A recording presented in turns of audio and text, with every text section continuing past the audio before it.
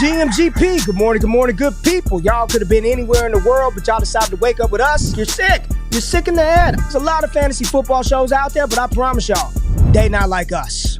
Brock Bowers, you looked a little quicker than fast. What does that even mean? Redraft, Dynasty, best ball, high stakes, we got you covered. And that's MVS and Justin Watson. With some of the dopest tools designed to help you cancel out the noise and dominate your leagues. If there's a white wide receiver named Antoine, sign me up. Maybe it's cultural. I don't know. In season or off season, rain, sleet, hail, and snow, Comma, semicolon, period, next sentence. to bring you the most actionable and entertaining content on YouTube. You don't go buy the dip on the Titanic. Quarterback that you love, D-Bro. One of the best values in fantasy football. Prop bets with my man Jay Rich. Yes! Let's go! So wipe the crust out of your eye, get you a cup of coffee. It's time to wake y'all asses up with Ray And Jay. in the morning.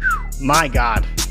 How good is Dude. he? How good is GMGP? It is Wednesday, August 13th, 2025. Y'all decided to wake y'all asses up with myself, and I see the people in the chat asking where the Canadians are at in the chat. The Canadian Jordan Richards at your boy Jay Rich is in the damn building. I'm just Tony, Jimbo. Who else is in the chat?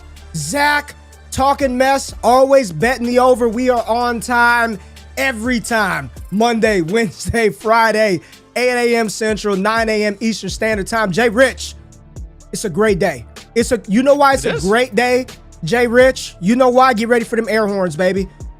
The kids are back in school. School is back, Jay Rich. They are gone. They are out of the house, baby. It is free. I can walk around pants off all I want all damn day in the crib now. So anybody out there who shipped their kids off to school today, let's go, baby. Let's go. Let's go, baby. Hell yeah. Get them out of the house, Jay Rich. Who we got in the building? Tony. See what I'm saying, man? Talking that trash. Tony says always bet the over. What's happening with you, Ricardo? Royce. That beat does hit, doesn't it? Ricky in the building. Tommy Sosa. I see Moggs. What's happening with you? Rolling with Johnny.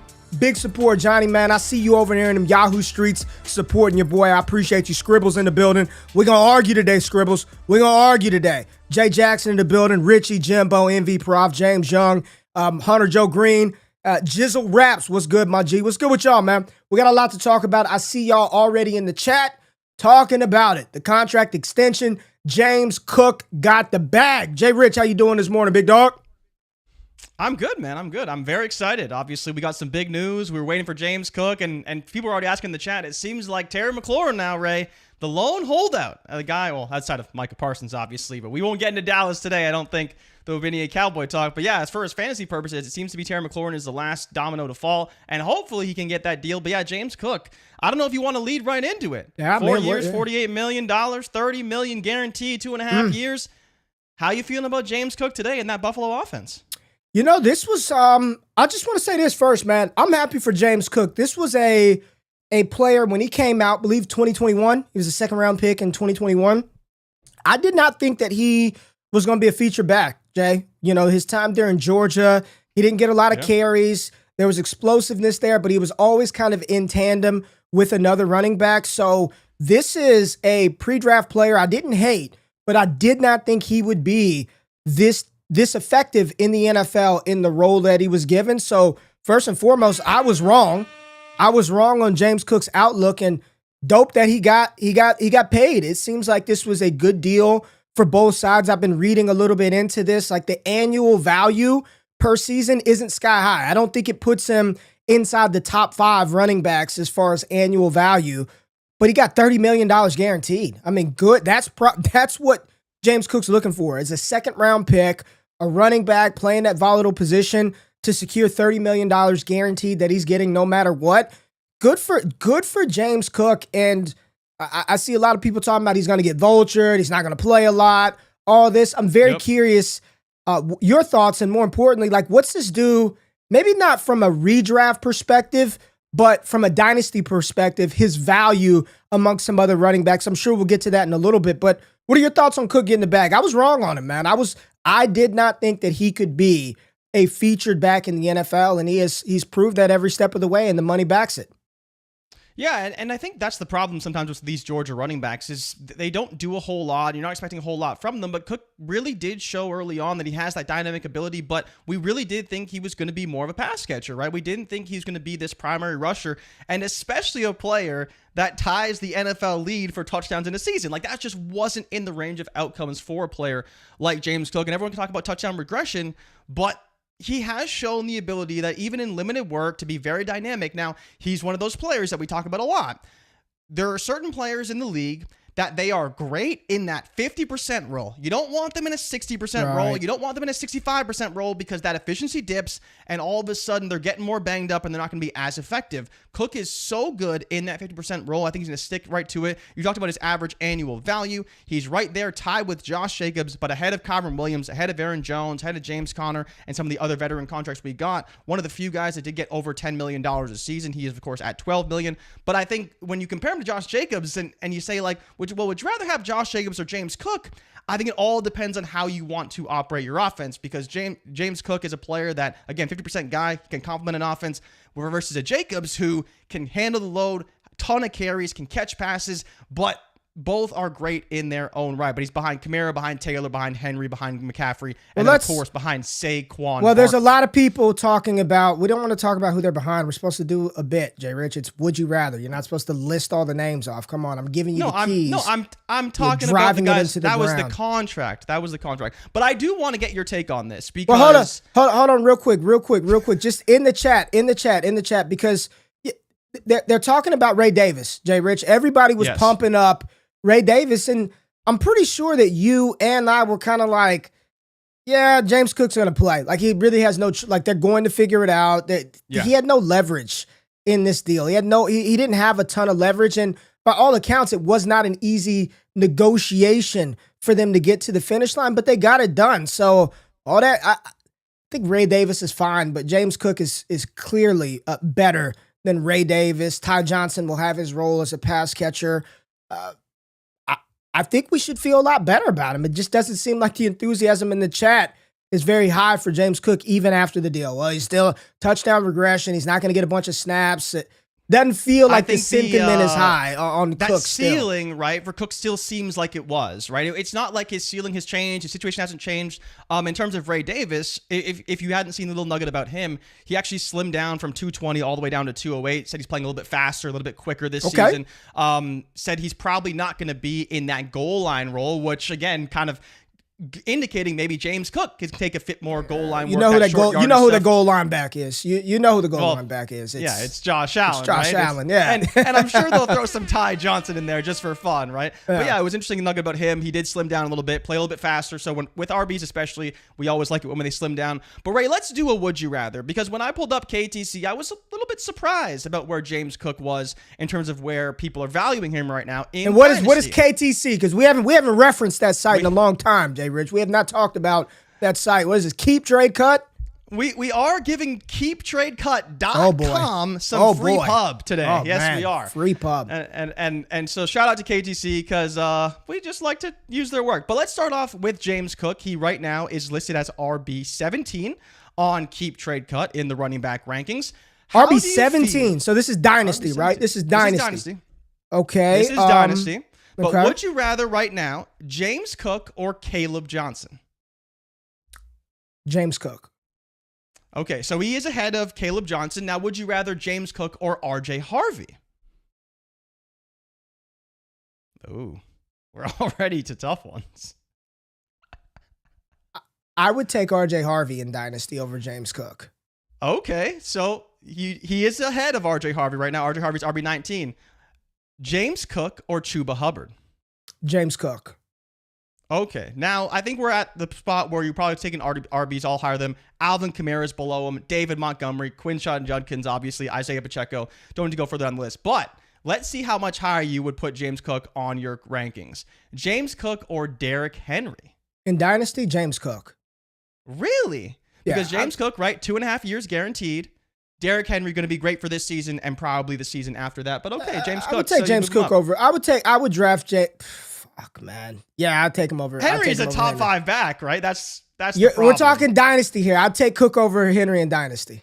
Okay, James Cook or the player you hate more than anybody, Kenneth Walker? James Cook. James Cook or Christian McCaffrey? In Dynasty, It's the same conversation as Derrick Henry. he's It gonna. really, and he I probably would has take a James- lower floor. Why do I have to do this? Would you rather? Who would you rather take? Have you not seen the comments on these shorts? I'm getting cooked left and right because I don't apparently value Kyren Williams same as everybody else. I would let you draft Christian McCaffrey, and I would take James Cook later in Dynasty. Would you rather James Cook or Josh Jacobs? Josh Jacobs. Okay, I kind of agree. I'd probably just Josh lean on the Jacobs. volume like I talked about on Monday's Josh show. Jacobs. James Cook or a player that we're a little bit low on right now in Breece Hall. James Cook. I'd take James Cook Yes. over Breece Hall. And then I think we're pretty much at the tier. So James Cook or Chase Brown? Really? Chase You Brown. gotta think about that. It's Chase Chase Brown. Brown easily. Chase Brown. James Cook or Jonathan Taylor? JT. James Cook or Kyren Williams? Man, Jay, I would probably take James Cook over Kyren Williams in Dynasty. And I tend to agree with you. So ahead of him, Travion Henderson, Bucky Irving, and somehow Omariyan Hampton at RB6. We'll talk That's a little bit crazy. We'll get to Omariyan Hampton later in a further story. But I'm with you. I think we would probably move up James Cook a little bit from RB17 maybe to the RB14, 13 range. We're not... Again, it's not that Kyren Williams is a bad player, but he's not RB9. No. Like, he's just not. You should take JT over him. You should take Chase Brown over him. You could take Josh Jacobs over him. All reports from Sean McVay all offseason have been they are going to have more of a committee this year. They're not going to give him 80% of the work like they did last year. And again, this is off the back of Liam Cohen's success in Tampa Bay and what he did with that rushing attack. Obviously, they worked together when he was Sean McVay's OC in LA. And now he saw what he did with that offense. So I think we will see more of a split backfield. Blake Corum going to get involved. Jarquez Hunter probably get involved a little bit as well. So Kyren, we'll see what ultimately ends up for him. But definitely in Dynasty, I'm a little bit worried about his long-term value, especially compared to Cook, where it seems like he's the guy. Do you want to get into our next story now? Because we do have a few small news and notes with some positive reports. Some positive reports? Okay. I know. What we got, Jay? We have some positive injury news out of Philadelphia in that offensive guard Landon Dickerson did avoid major injury and is hopeful to return for the Week 1 opener against the Cowboys. So all of our concerns about Saquon Barkley, Jalen Hurts, and that passing attack, hopefully, if everything goes well in his recovery, he will be available for Week 1. That's good news. That's good news. That's good news Yeah. because it was a little ambiguous, especially when we did the show on Monday. About it could be season ending, knee. People were speculating Achilles. So for Philadelphia and that O-line, one of the best O-lines in the NFL, this is great news for Philadelphia Eagles fans. Yeah, no, I'm with you. I think this is probably the best news they could have ever had because it definitely looked way worse. A lot of reports were, well, maybe this could be very serious. And it seems like he avoided that, and so that's great for him. We also got news from Packers GM Brian Gutekunst. I have no idea how to say his name, so I'm sorry, Brian. Gutekunst. Maybe. I'm looking at it, and that, again, I don't know how to say it. Does that work? Tried to read it before. It's I okay. should have actually watched the report. It's okay. Someone saying his name. But Jordan Love got a minor procedure on his left hand, so his non-throwing hand. He is dealing with a bit of a ligament issue. He's hopeful to return for practice next week, and his preseason is officially over. Now, again, Ray, do you have concerns about Jordan Love knowing it's a non-throwing hand, or is it more so that why does he keep getting injured? Even if it's minor, why does he keep getting injured? I've just got, we talked about this the other day, man. I have concerns about the Packers offense, Jay Rich. Like just the offense of the Green Bay Packers. I'm not concerned about Josh Jacobs. He's a bell cow. Jacobs is going to get the rock. He's going to do what he always does. He's going to run hard. He's going to score a bunch. Like Josh Jacobs is awesome.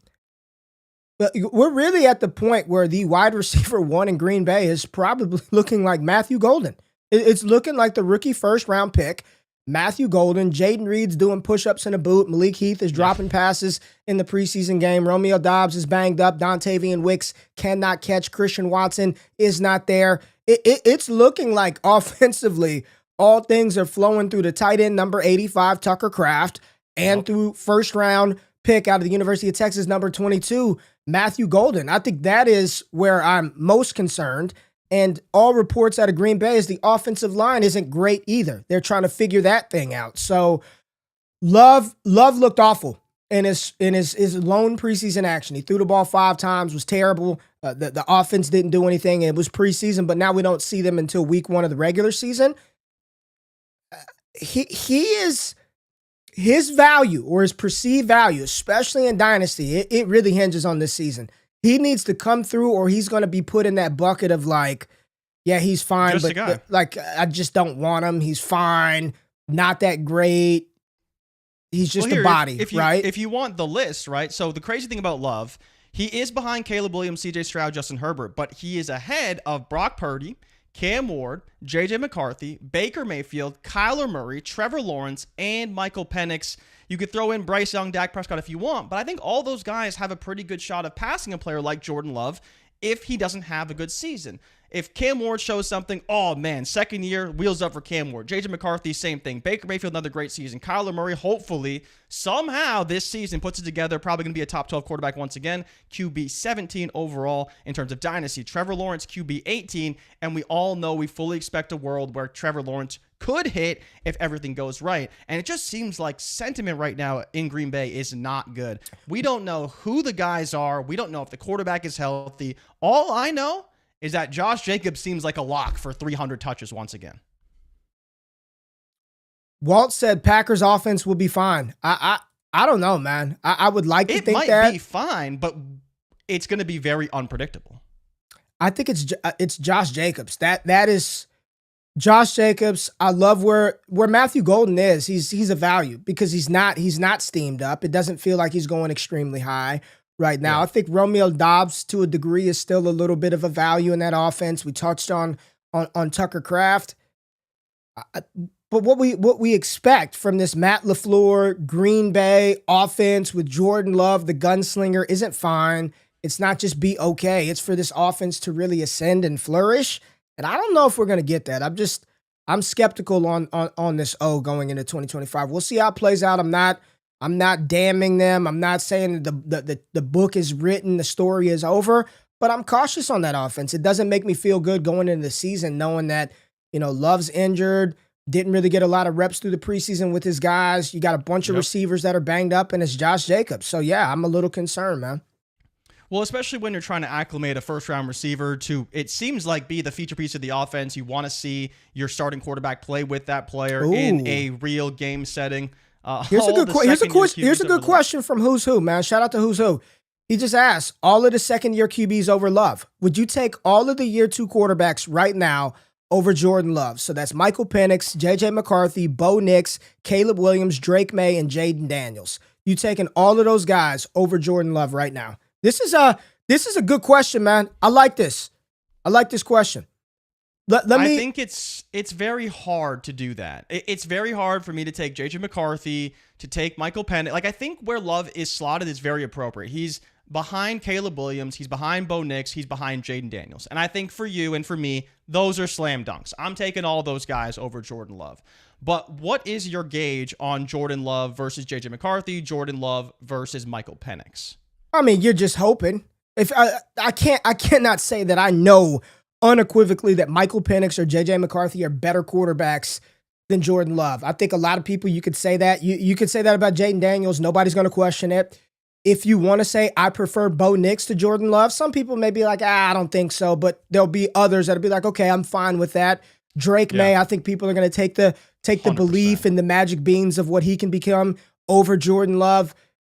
You get to McCarthy and Penix, I think people will be like, my preference is J.J. McCarthy over Green Bay. I've seen enough. And then Caleb Williams, I would still take over Jordan Love right now. Yeah. I think he's probably slotted appropriately. Yeah. And that's where, again, but question to you, Ray, if you had to bet on one quarterback, J.J. McCarthy or Michael Penix, to jump ahead of Jordan Love and let's say be QB 12 next season, which one would it be? J.J. McCarthy. It'd be McCarthy. Really? Yeah, it'd be McCarthy. And it's the weaponry around him in Minnesota. It's that offense. And then there are legs there. I mean, J.J. McCarthy can run the ball. How much is he going to run?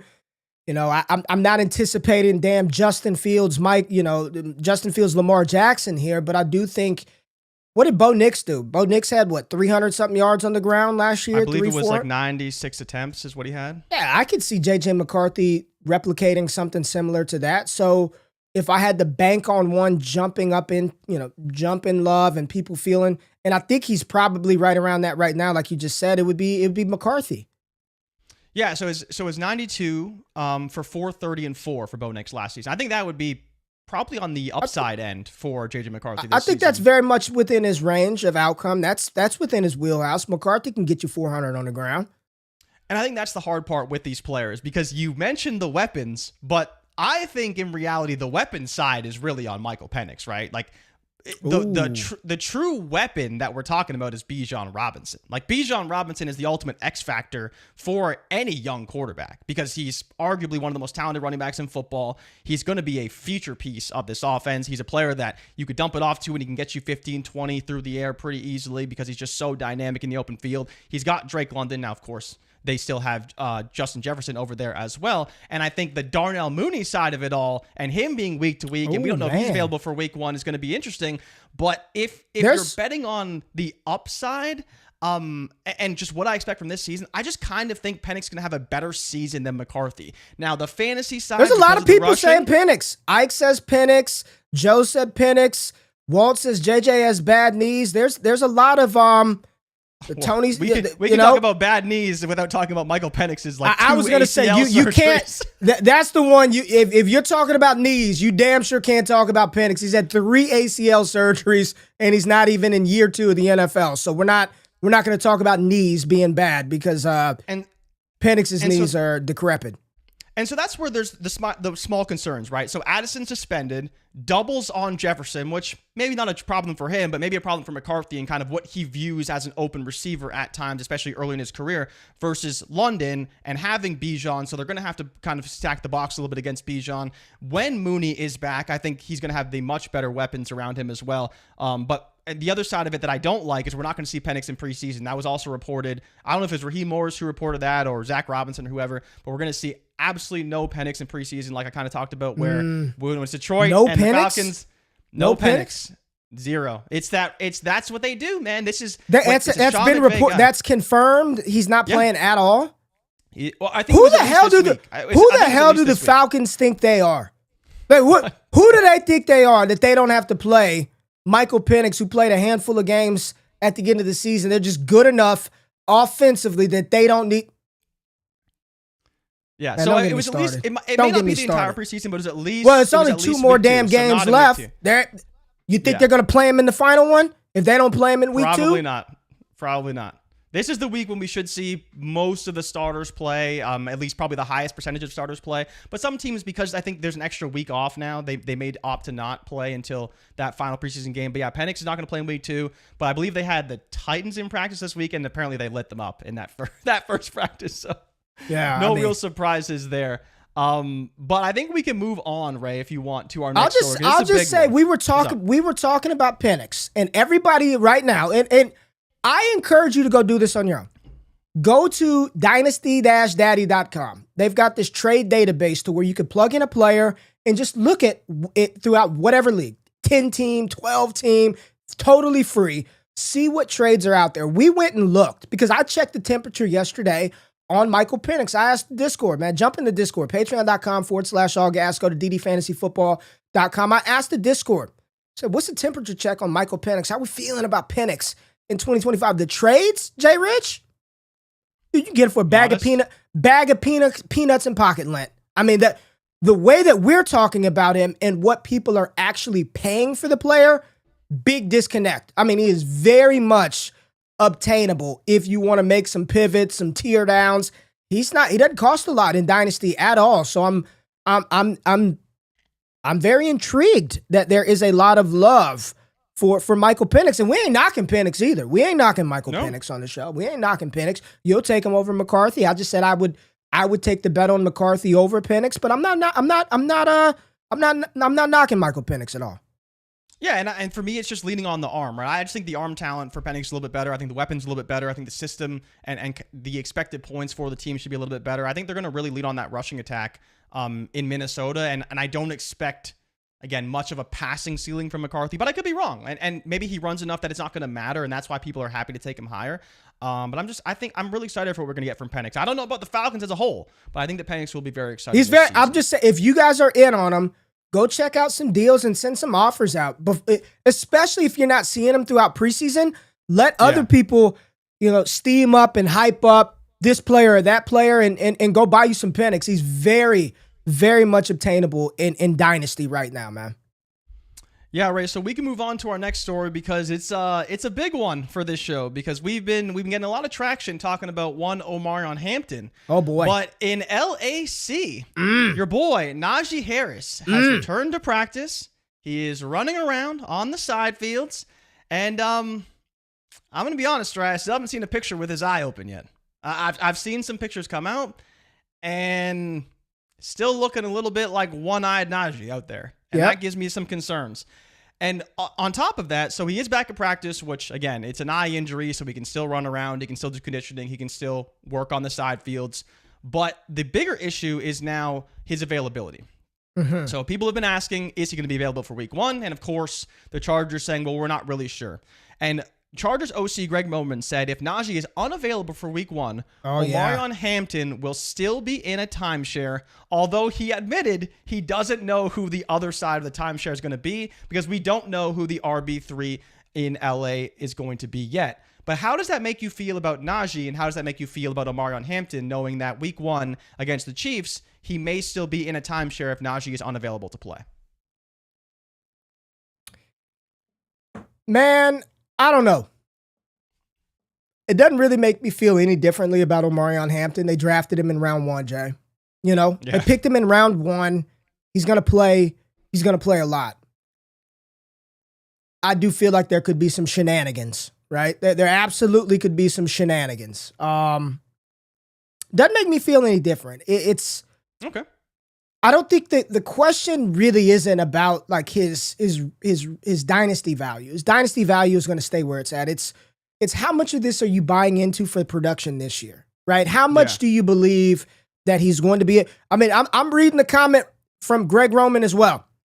Even if Najee isn't ready to go week 1, Omariyan Hampton will rotate with another back. Part of me is like, no shit. Like, that's the NFL today. Every backfield is a dual backfield outside of like 5, right? If you're not Derrick Henry, Saquon Barkley, I mean, hell, even Gibbs and Bijan. Yeah, even Bijan and Gibbs are they're splitting work with other running backs. So if you're not them or James Conner, you're probably not going to get the ball 20 times a game. Yeah. I don't think that's a bad thing. Like, I don't think it's I don't think that these comments are bad at all. I've continued to talk about one of the best running backs that we've seen enter the NFL, over the last 10 years. Alvin Kamara's talked about wanting another running back to take pressure off of him. I like being able to come in and be efficient when somebody else has worn out the defense. Ramondre Stevenson a few years ago, he talked about by the time he got to the end of his rookie season, he was just drained. He was like, man, I want to have another running back here with me. Austin Eckler always talks about being a part of a tandem and how it keeps him fresh. So this is like, no shit. Like, he's not going to get 100% of the carries. Hey, anybody thinking Omariyan Hampton was going to go out there for the Chargers and command 350 opportunities in year 1, that's you're out over your skis here. So part of me is like, yeah, obviously. But the other part is, I hope he gets the meaningful role. I hope he's out there because he can catch passes. He can run routes. He can be a weapon in the receiving game. We just don't know. The offensive line is a little bit of an issue. You got Keenan on there, Lad McConkey just getting back to practice. The Chiefs, right? And playing the Chiefs, yeah. So, sure, it's news, but ultimately, like, my expectation wasn't for Omariyan Hampton to be the bell cow in year 1, for that offense. Not in year, at least not to start. Right? Maybe you get down the stretch and it's like, let's feed Hampton, but I'm not worried about it, man. Yeah, like, I think the funny part is that Greg Roman can say all this, and that's great. But the moment if for some reason Omariyan Hampton starts off hot in this game and is lighting up that Chiefs defense somehow, and I don't think it's going to happen because their defense is so good, especially on the defensive line. But if it happens, what? They're going to give the ball to Kamani Vidal instead?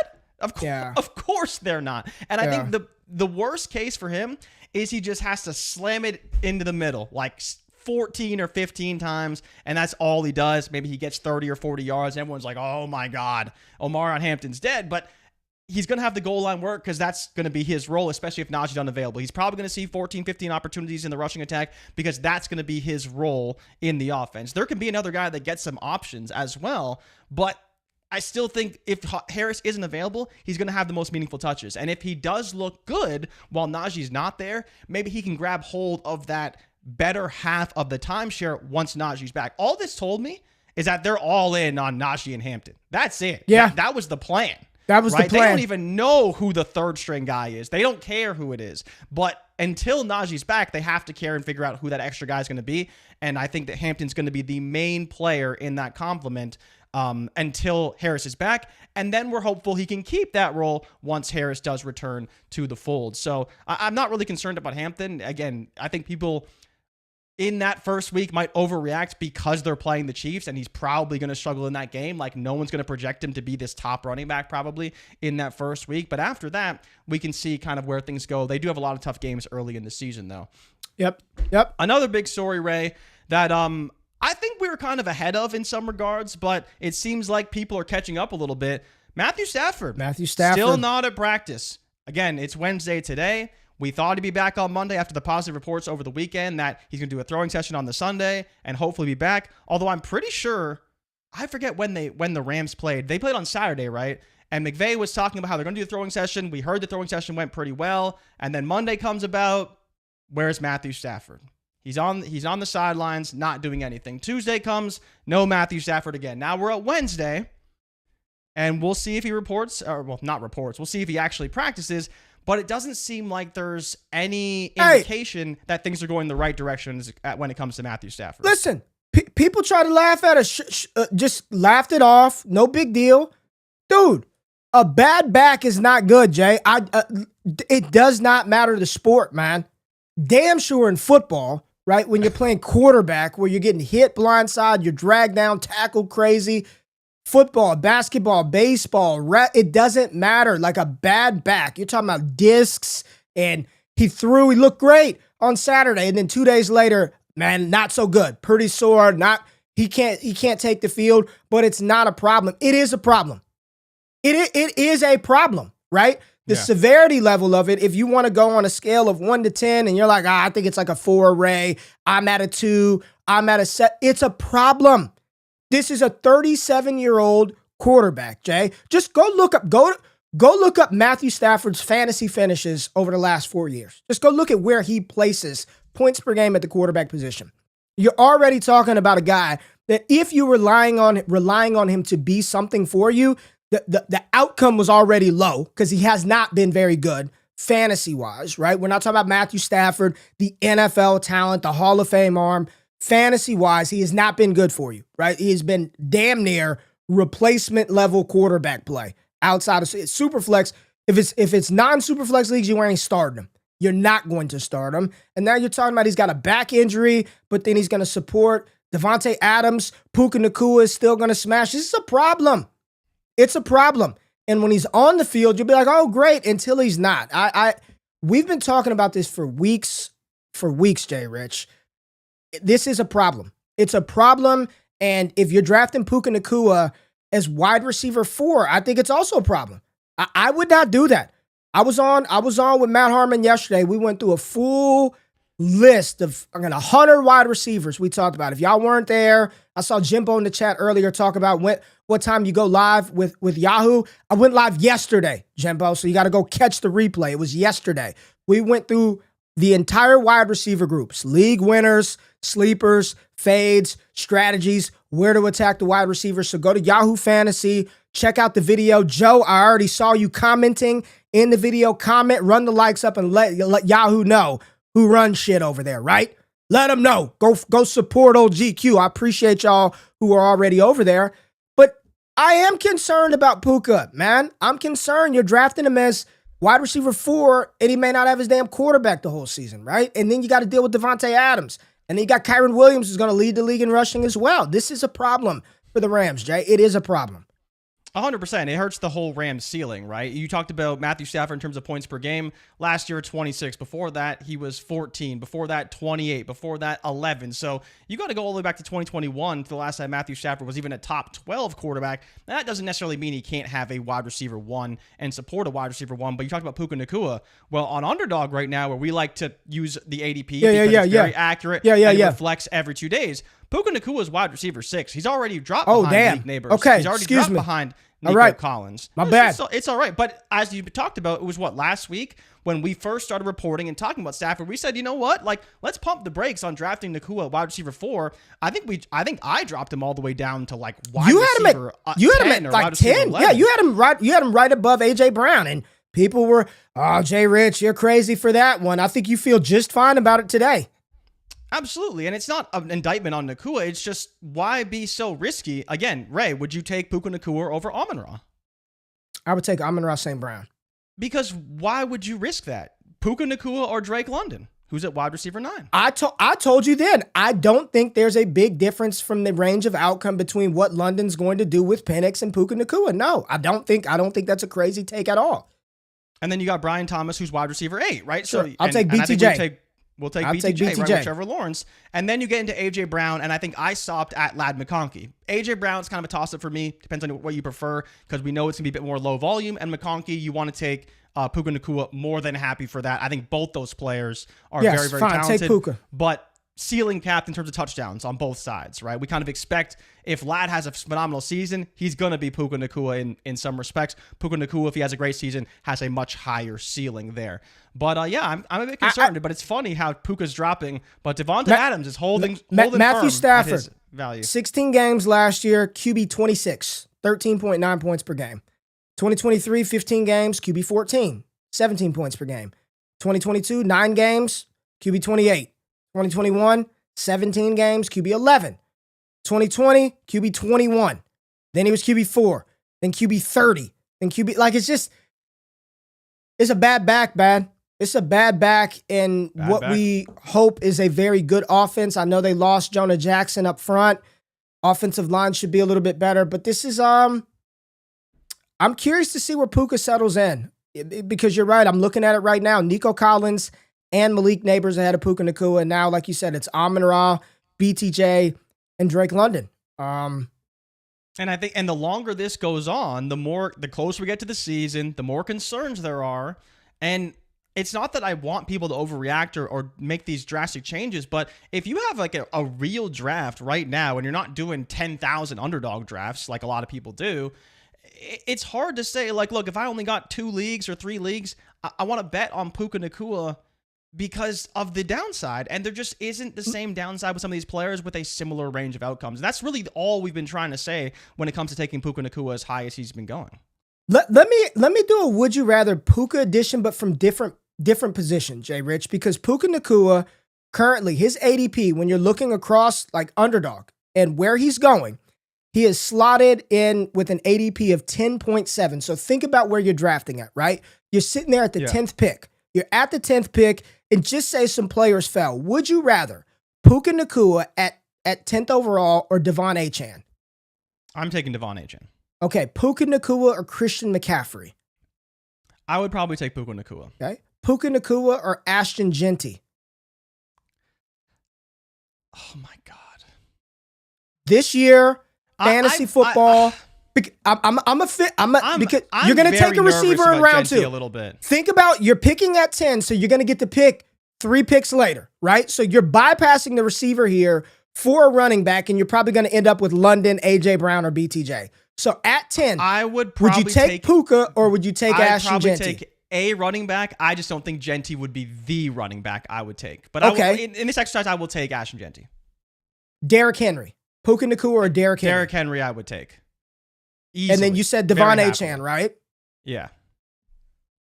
That's okay. That's where, again, if you're playing for one season, like, why would you bet on Stafford's back being healthy for the whole year when you know the Ravens have the best team in the NFL and Derrick Henry could be a top 3 running back in the NFL once again? Let me tell you why. Because Puka Nacua is incredible. When he plays, he's a target monster. He can win underneath. He's good in the short area. He can get down the field. I'm giving you the counterpoint. That's why you take him, because we've seen him go out there and command 20 targets multiple times in a game. We've seen him be absolutely fed by Sean McVay. There's motion all over the field. That they create good throwing windows. That's why you would take him, right? Yeah, absolutely. But at the same breath, we've talked about Amon-Ra, BTJ, Drake London, like all in the same tier, right? And if we are bypassing Puka to take any of those other guys at some point, at the back or be early second round, we're fine with that because we don't need to take Puka. And the question really, and this is always the point that everyone brings up, is that 36% target share that Puka had in games that he was available. Do people really think that's going to happen this season with Devontae Adams in the fold? I don't know. You have been very skeptical from day one about him just dominating the wide receiver room with Adams there. You've said it the whole time. You're like, man, I think there's a non-0% chance, Ray, that Adams could lead this team in receiving. I just want to ask you this, and it's going to dovetail into Malik Nabers because he's dealing with how much are we really factoring in injuries today? How much are you Matthew Stafford's injury? Yes, I'm factoring that in because he ain't done shit. He hasn't done anything. And it impacts the whole offense. It impacts the whole offense. How much are you really? Because some people in the chat are saying, well, Ray, Puka Nacua's health. He hasn't been this gold standard and model of health. We've never mentioned Puka's health. Never mentioned lack of health. Never mentioned it. But are you factoring that into any of the decisions that you make where he's being picked right now or what you might do with him? Or are you really just kind of looking at Stafford and the offense? Yeah, so for Puka, I don't want to knock him too much for the injuries. He reminds me a lot of when Keenan Allen was doing his thing and he was getting injured pretty often, and then all of a sudden he was healthy, right? These things happen. I don't want to knock Puka too much because of a past injury history.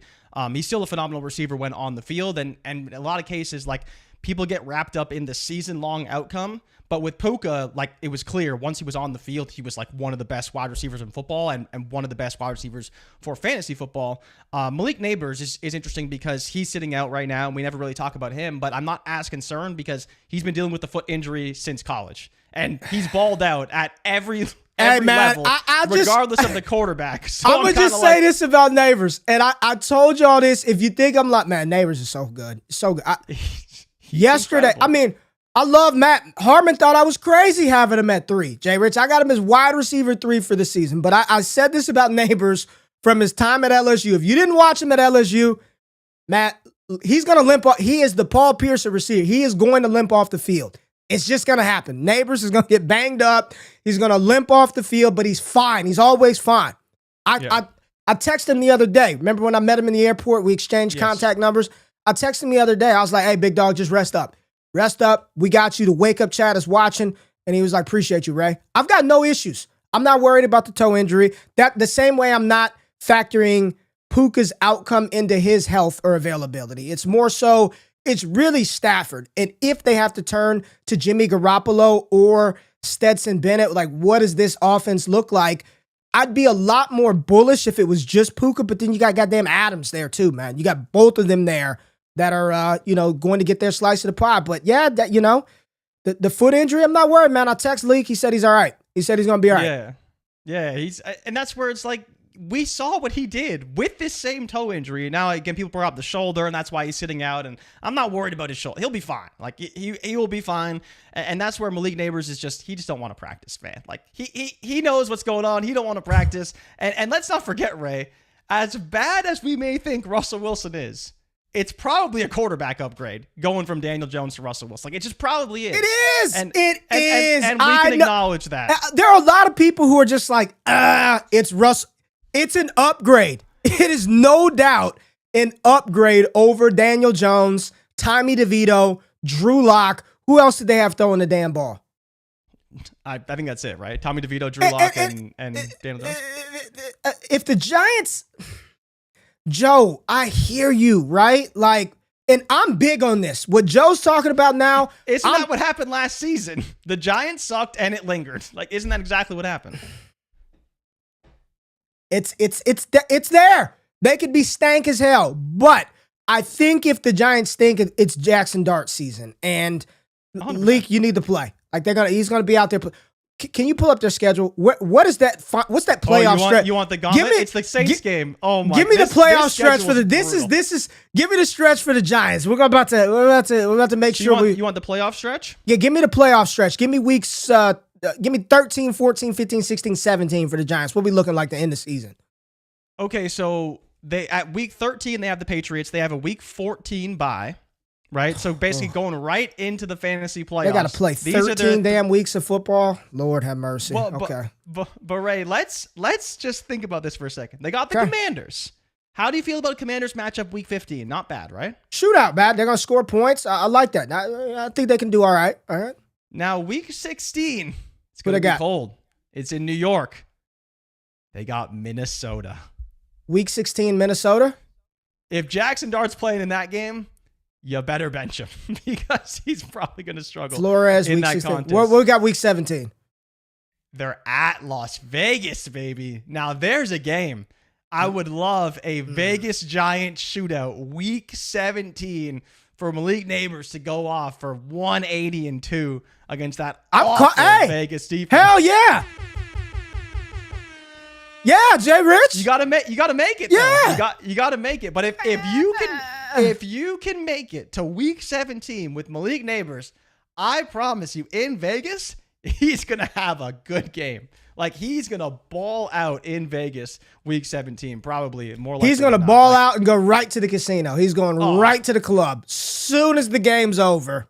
Yeah. And then he'll shut him down week 18. He's playing in that Vegas game. Because they got Dallas. They got Dallas at home week 18. He ain't playing in that game. Yeah, he's not going to play at that game. Okay, yeah, I think I'm get there. Just get there. God, they got a week 14 bye.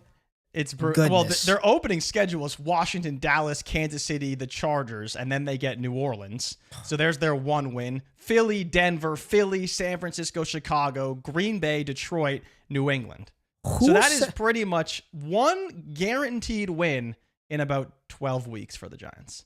Because they're probably going to beat New Orleans. Maybe they can give the Chargers a game because their D-line is so good. But how are they going to win in Denver? How are they going to beat Philly? Maybe they can beat San Francisco. What is the toe injury? They're saying it's a toe injury. He's practicing one day. He's not practicing another day. I don't think we know what the injury actually is. Because I know that Jeff tweeted about it, like I think sometime last night. And he's not even sure if it's turf toe or what the issue is. But, I mean, they've talked about it a lot. And Dable's talked about how he's had the injury since college. And it's just a pain management thing, but he's fine. And I think it's just they don't want him to have surgery on it because maybe he'd be out a long time. Oh, they're going to beat Dallas. They're going to beat Dallas one of those games. They will beat. They can beat them week 18, right? Somehow they'll beat Dallas. I think the Giants' defense is going to keep them in that defensive line. And then they've got some secondary defenders. Can they win in Dallas, though? That first game is in Dallas. Do you think do you think Dallas has home field advantage? Do not. Right. You think you want about Dallas, but going into last season, teams travel very well to come to Jerry's World. They will travel very well to come to Jerry. That will be a home game for whoever plays against Dallas, man. I'm so down on my boys, man. I'm so damn down on the Dallas Cowboys, and good for it's a home opener too. Good for the Giants finding right tackle Marcus Bowe. Seems like he is getting rave reviews out there. So give Russ some time, and I think he'll be okay. Jay Rich, we had a debate yesterday, man. We had a debate about a wide receiver who's actually falling down the board a little bit. On Underdog right now, Garrett Wilson, wide receiver 15. Jay Rich, wide receiver 15 right now. Justin Fields, there's a lot of negative stuff coming out about Justin Fields and what he's doing at practice, but you and others, right, have continued to trash Justin Fields, but there was some positivity yesterday. Justin Fields was dealing at practice. Connor_J_Hughes on X said Justin Fields is having a very good start to today. His only incompletion was a deep pass that Josh Reynolds dropped. Surprise, surprise. 12 for 13, 5 of 5 and 11 on 11s, and dicing up that Giants secondary Justin Fields, Jay Rich, is very polarizing player. He's on his third team going into year 6 of the NFL, year 5 for Justin Fields. He's on his third team. He's going to be the starting quarterback all year for the Jets. But, I mean, I'll just be honest with you. Dynasty-wise, there's no value there. We've already looked at trades involving Justin Fields. From a fantasy perspective, man, where you at with Garrett Wilson? Like, this is a player, Jay, where I don't know where he's ranked dynasty-wise, but seasonal rankings, you could see Garrett Wilson right there in between. 12th. He's 12th. He's right in between Devontae Adams, Marvin Harrison Jr. He's ahead of Jackson Smith and Jigba. He's ahead of Teteroa and McMillan. He's ahead of Xavier Worthy, ahead of George Pickens. Like, at cost, I'm taking Pickens. At cost, I'm taking Pickens over Garrett Wilson in seasonal leagues. If you want to talk dynasty or what, where are you at with this offense, with Fields, with Garrett Wilson? We kind of talked about Breece Hall a little bit. For me, he feels like it just feels like a receiver that in dynasty I'd be trying to move off of, man. Like, okay. I know everybody's going to be like, look at what Fields did for DJ Moore, but this ain't Chicago. This isn't 2022. The Jets don't, like, if I were a defense, I'd be like, okay, I'm going to make life as hard as possible for you to throw the ball to Garrett Wilson, and I'll just let you beat us with your legs. I'll just dare you to last a full 60 with your legs, because Josh Reynolds ain't scaring a defensive coordinator. Neither is Arian Smith. Mason Taylor is not making a defensive coordinator lose sleep. Shut down Garrett Wilson and then limit Fields' legs, or let him beat us with his legs, which, you know, you're probably not winning many NFL games with your quarterback being your primary ball carrier and your entire offense to that degree. Where are you at with Garrett Wilson, man? Because he's a very polarizing player. He has a lot of ADV, a lot of artificial dynasty value. People still love the name of Garrett Wilson, but I would be like, I saw one yesterday. I'm gonna give one of our Discord members a shout out. There was a trade. Okay. Would you rather Garrett Wilson? I think the trade was he traded Garrett Wilson and Deontay Thornton. That's what it was. Garrett Wilson and Deontay Thornton, or Travis Hunter in a 26-second. That was the deal. Got off of his Garrett Wilson for Travis Hunter in a second. Josh did that in our Discord. What are your thoughts? Got off his Garrett Wilson for Travis Hunter in a second. For Travis Hunter in a 26-second. I do like the bet on Travis Hunter. So I don't hate the trade. I think it's a pretty good one. I don't know if it's one I would necessarily make. Okay. But and the reason why, honestly, is because of exactly what you led off with. Garrett Wilson has some of the most ADV in the NFL, period. Like, he's just a player that everyone loves, that everyone acknowledges is a supremely talented wide receiver. He's kind of like Terry McLaurin if Terry McLaurin had even more juice than he has. And I love Terry McLaurin, but like, Garrett Wilson was the guy at Ohio State. He was supposed to be the next big thing coming out of OSU. And he had to deal with Zach Wilson, and he had to deal with Aaron Rodgers. And then Aaron Rodgers brought in Devontae Adams. So we never got that true breakout. If it was just Garrett Wilson and Aaron Rodgers last year, he'd probably be a top 10 receiver this year. Right? And now he's got Justin Fields, so there's concerns about him there. I think right now, right, it's a bet on him getting tremendous volume at wide receiver 15. He's been getting tremendous volume.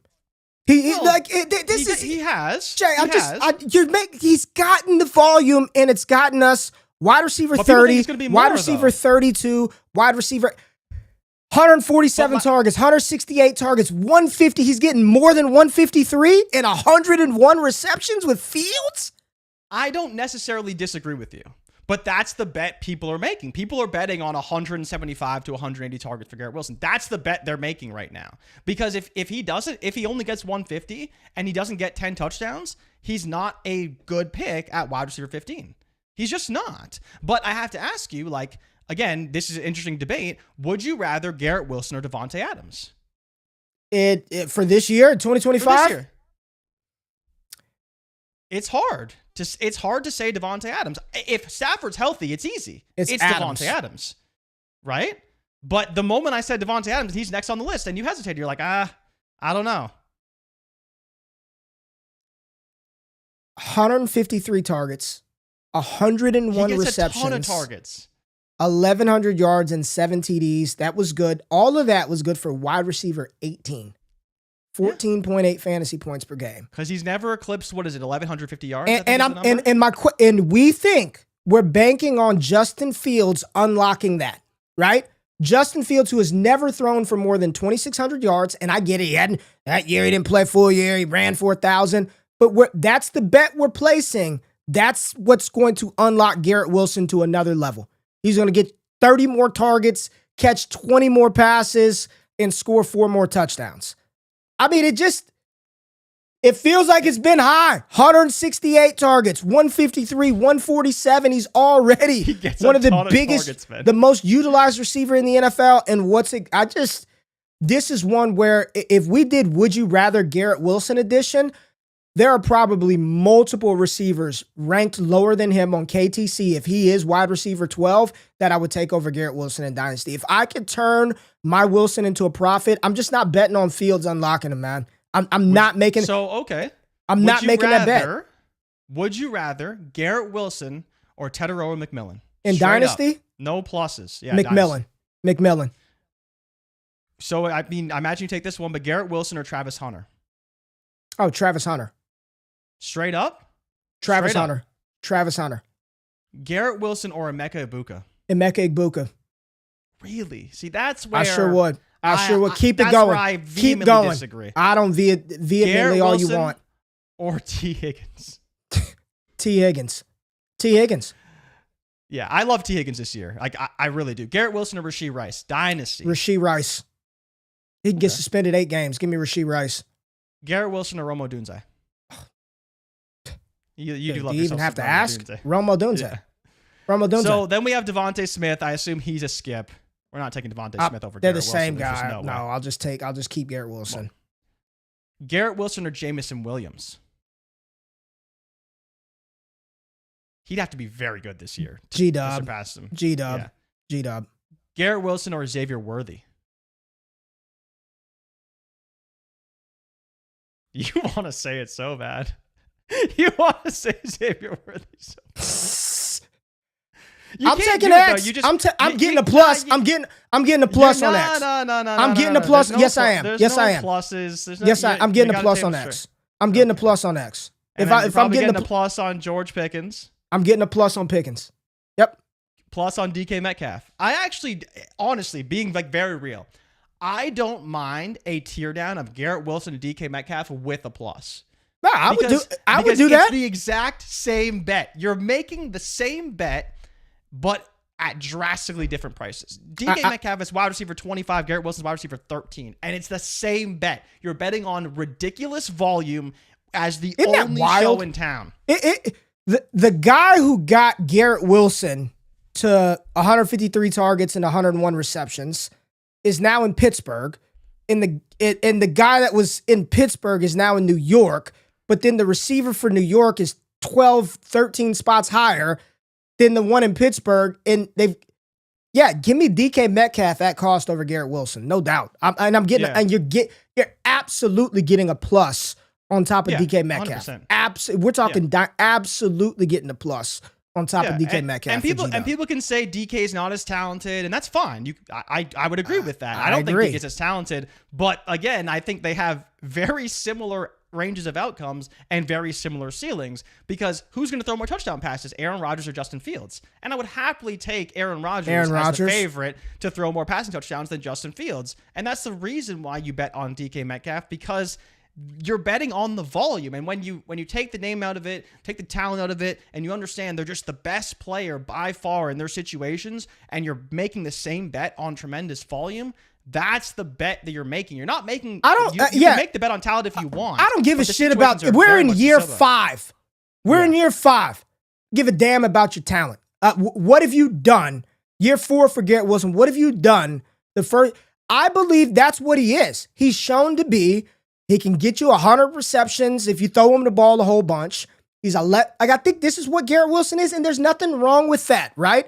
No one's saying Garrett Wilson is a bum, but if he is valued that high as one of your premier options at receiver, I'm not making the bet. And then I see people in the chat, well, what if they get Garrett Nussmeier next year? So now I got to do the same thing and delay Garrett Wilson another year for Garrett Nussmeier. And then you're like, well, he was a rookie, so wait until year 2, Garrett Nussmeier. Now you're 3 years later, and nobody values him that way. Like, you've lost your leverage with an asset that I think is probably appropriately placed because of where he is. There are other pivots that I would make. This is just one, man. The more we get closer to the season, I'm not worried about the talent. Like the talent. And the funny part here's is what the talent is: $30 million a year for DK Metcalf. That's how talented the Pittsburgh Steelers thought he was. Well, it's also the bet on the player that actually has shown the ability to do a lot with less. Garrett Wilson has shown the ability to be okay with a ton of volume. DK Metcalf's career high in terms of targets is 141, but let's not forget he put up 1,300 yards on 129 targets, and Garrett Wilson has not even come close to putting up that type of yardage in a single season, and DK Metcalf's done that. You know, he did that in his second season. He's had multiple double-digit touchdown seasons, so it's like, and Diaz was saying he's not betting on Arthur Smith, and I'm fine with that. I understand where you're coming from, but I believe, at least personally, that Aaron Rodgers and what he wants and his system and the way he's going to play quarterback in the NFL trumps whatever Arthur Smith wants to do in his ideal offense. I think they're still going to pass the ball a lot in Pittsburgh. Well, maybe not a lot in Pittsburgh, but I think that there will be enough passing volume for DK Metcalf to be more than good. Wall bang. I wouldn't say Jarvis Landry for... I'll pivot to Olave plus. I mean, I wouldn't go that far. Wallbang said Zay plus. I'm definitely not pivoting to Zay plus. No, thank you. No, thank you. Wallbang wants all of those just flat receivers. I don't want that either. Mr. No Ceiling, Wallbang. Yeah, I'm good on that. I think Jarvis Landry. Why is that a bad comp? Because he's a lot better than Jarvis Landry.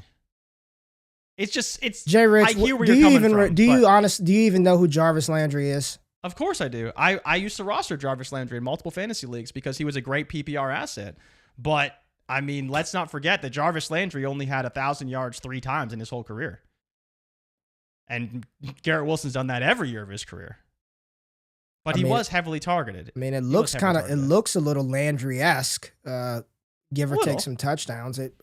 Yeah, a little bit. Jarvis was good for the first couple of years. He was good. He was all right. He was fine. He's a good PPR asset. Ugh. But he's better than that. We could find. Yeah, honestly, the comp probably is Keenan Allen. Like, people don't want to think that Garrett Wilson is Keenan Allen, but he's playing and he's producing a lot like Keenan Allen produces. Because Keenan Allen's a player that can get you 1,100 yards, but he struggled to get to that 1,400 yard mark. Shout out to Dynasty Daddy. We talked about the site earlier today. Make sure you check out dynasty-daddy.com. He said Garrett Wilson is like paying $20 for a Chipotle bowl.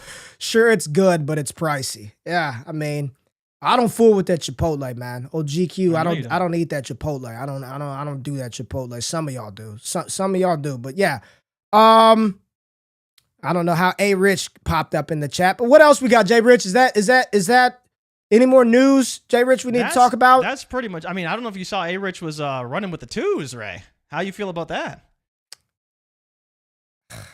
Probably not too good, I bet. I mean, lost that starting job to Daniel Jones. Dude, he lost it all. What are you doing, Anthony Richards? How did he lose the starting job already? Ready. I think you saw it. The biggest sack in preseason history, as reported here on this show. You know who he want to believe it. You know who he feels like this year, man. You know who he feels like. Honestly, it feels like. Remember Mac Jones going into year 3 where he was the starter, but every pass you were just like, dude. You knew as soon as Mac threw the ball and it was picked, he was getting benched. Like, you knew he had no Mac leash. In order for Mac to keep that job, he had to go through the year undefeated. I mean, not lose a game, no interceptions, set NFL records for touchdown there. Every time Mac Jones threw the ball, you're like, if he throws a pick, they're going to yank him. And in that Chicago game, he threw it, hit the sky cam, get his ass out of there, get Bailey's. That's Anthony. That is every. I mean, I kid you not, Jay Rid. The first pass of preseason, I was like, man, it's about to be a interception. Just so bad, dude. It was a good completion, but your brain is trained to think turnover, and you're just nervous for him. But come on, A-Rich. You know what's crazy about Mac Jones is he's a 65% completion percentage passer, which is actually more than fine. Just he's not good. It was the biggest sack in NFL history. My God. It was the biggest sack in preseason history for sure. It was a big sack. It was a big. Do y'all remember the Germany game? Listen, we're not Those are some dark times, man. The best is Mac Jones crying and complaining on the sidelines, and Bill just telling him to shut the fuck up and go.